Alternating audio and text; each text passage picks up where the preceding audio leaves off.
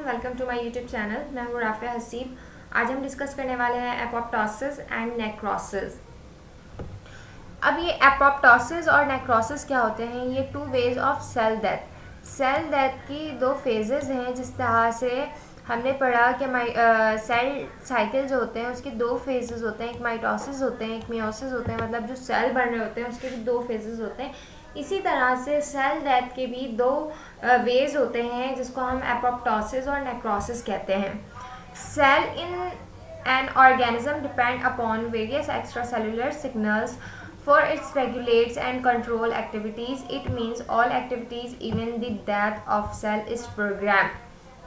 बहुत सारी एक्टिविटीज़, हमारी जितनी भी एक्टिविटीज़ हमारी बॉडी की, वो कहाँ हो रही हैं? सेल के अंदर हो रही हैं। ठीक है, तो सेल जो है अपनी पूरे सिस्टम में एक प्रोग्राम फंक्शन करता है, जो कि वो क्या करता है? सेल डेथ के फंक्शन को प्रोग्राम कर रहा होता है। ठीक है, दो तरह से होते हैं, एक नेक्रोसिस होता है, एक एपोप्टोसिस होता है।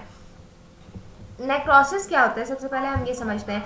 नेक्रोसिस वो प्रोसेस होता है जिसमें जो है समटाइम्स ऐसा होता है कि हमें इंजरी हो जाती है, या कोई इन्फेक्शन हो जाता है, या एक्सीडेंट हो जाता है, या कहीं ट्यूमर हो जाता है।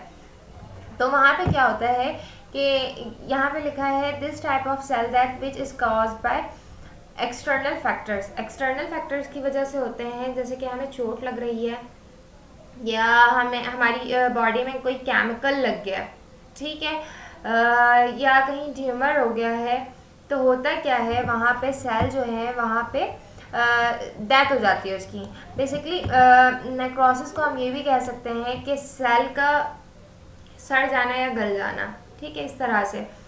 तो कोई इन्फेक्शन हो जाए तो वहाँ पे क्या होता है कि सॉइलिंग आ जाती है, रेडनेस आ जाती है, पस बन जाते हैं। तो वहाँ पे क्या होता है, इस प्रोसेस को हम कहते हैं नेक्रोसिस। ठीक है, इसमें रीजंस लिखे हुए हैं। इन्फेक्शन की वजह से हो सकते हैं, टॉक्सिन की वजह से, कोई केमिकल अगर लग जाए हमारी बॉडी में तो फ़ौरन क्या होता है, वहाँ पे सेल्स जो है इन्फ्लेमेशन हो जाती है, वहाँ पे रेडनेस हो जाती है, और क्या होता है समटाइम्स वहाँ पे पस बनना शुरू हो जाते हैं। मतलब वहाँ पे क्या होता है, नेक्रोसिस हो जाती है। अब एपोप्टोसिस और सेल्फ डिस्ट्रक्शन, या इसको ऑटोफैगी कहते हैं। ऑटोफैगी मतलब कि खुद को खा जाना। सेल जो है अपने आप को खुद ही क्या करते हैं कि खा जाते हैं। इस तरह का सेल जो है अपने अंदर फंक्शन क्रिएट करते हैं या प्रोग्राम क्रिएट करते हैं। Program change which lead to sequence of physiological changes in cell by which cells commit suicide collectively called apoptosis. होता क्या है कि जब सेल के पास सिग्नल आते हैं, ठीक है, कि अब आपको क्या, आपका काम खत्म हो गया, अब आपको मर जाना है। ठीक है, तो सेल के अंदर ये फंक्शन, ये प्रोग्राम होना स्टार्ट हो जाता है कि वो डायरेक्ट के टुकड़ों में नहीं ख़त्म होता।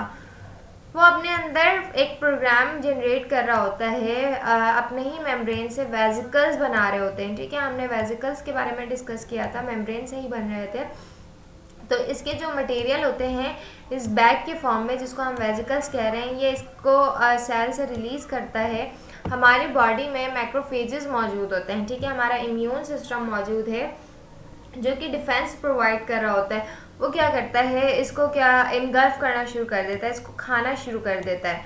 मैक्रोफेजेस क्या करते हैं, इसको क्या करते हैं, इनगल्फ करना शुरू कर देते हैं, और ये सेल जो है जितने भी पार्टिकल्स हैं सेल के, उसको क्या कर लेते हैं, खा जाते हैं। इस प्रोसेस को हम क्या कहते हैं, एपोप्टोसिस कहते हैं। ठीक है, अच्छा, अब है इस सेल डेथ बेनिफिशियल? क्या सेल डेथ बेनिफिशियल है? तो हम ये डिस्कस करेंगे कि क्यों बेनिफिशियल है। तो होता क्या है, programmed cell death helps in proper control of multicellular development. हमारे जो मल्टी सेलुलर डेवलपमेंट है उसको क्या कर रहा होता है, प्रॉपर कंट्रोल कर रहा होता है। जो प्रोग्राम बनाया गया है सेल डेथ का, वो क्या कर रहा होता है कि हमारे जो डेवलपमेंट है उसको कंट्रोल कर रहा होता है, विच में lead to deletion of entire structure, the tail of developing human embryo, or some part of an organ which is more required like tissue between developing digits. होता क्या है जब अगर हम बात करें एम्ब्रायो की, एम्ब्रायो क्या होते हैं, अगर हम एग की बात करते हैं, ठीक है, ये एम्ब्रायो है। अब एम्ब्रायो से क्या होगा कि एक बेबी बनेगा, ठीक है, चूज़ा। अब क्या होता है, जब वो अर्ली स्टेज में होता है कि हमें उसकी शक्लें कुछ दिख रही होती है, कुछ दिख रही होती हैं, ठीक है। होता क्या है कि उसके टेल बने हुए होते हैं। तो अब इसमें जब डेवलपमेंट होती है तो ये टेल जो होता है वो क्या होता है, गायब हो जाता है। किस तरह से गायब होता है, वो प्रोसेस होता है एपोप्टोसिस का होता है, ठीक है। तो एक शेप डेवलपमेंट हो रही है एपोप्टोसिस की वजह से, तो ये क्या हो गया, बेनिफिशियल हो गया। सेकेंड ये कि अगर हम बात करें, जब हमारे अंदर डेवलपमेंट होती है, एक बेबी के अंदर डेवलपमेंट होती है, अगर मैं उसकी फीट की बात करूँ या हैंड की बात करूँ, तो ये बिल्कुल फिंगर अलग अलग नहीं होते जब डेवलपमेंट होती है। ये जिस तरह से बत्तख के पाँव होते हैं ना जुड़े हुए, उसी तरह से ये हमारे हैंड्स होते हैं, टिश्यू होते हैं इसके दरमियान मौजूद। तो क्या होता है, यहाँ पे भी एपोप्टोसिस का प्रोसेस होता है। जब डेवलपमेंट होना शुरू होती है एम्ब्रायो में, तो ये टिश्यू यहाँ से गायब होना शुरू हो जाते हैं। उस प्रोसेस को हम क्या कहते हैं, एपोप्टोसिस कहते हैं। तो सेल डेथ का जो प्रोग्राम है वो बहुत बेनिफिशियल है, क्योंकि ये क्या करवा रहे होते हैं हमारी बॉडी में या किसी भी ऑर्गेनिज्म में उसकी डेवलपमेंट में काफ़ी हेल्पफुल होते हैं, ठीक है। उम्मीद करती हूँ ये तमाम बातें समझ में आ गई होंगी।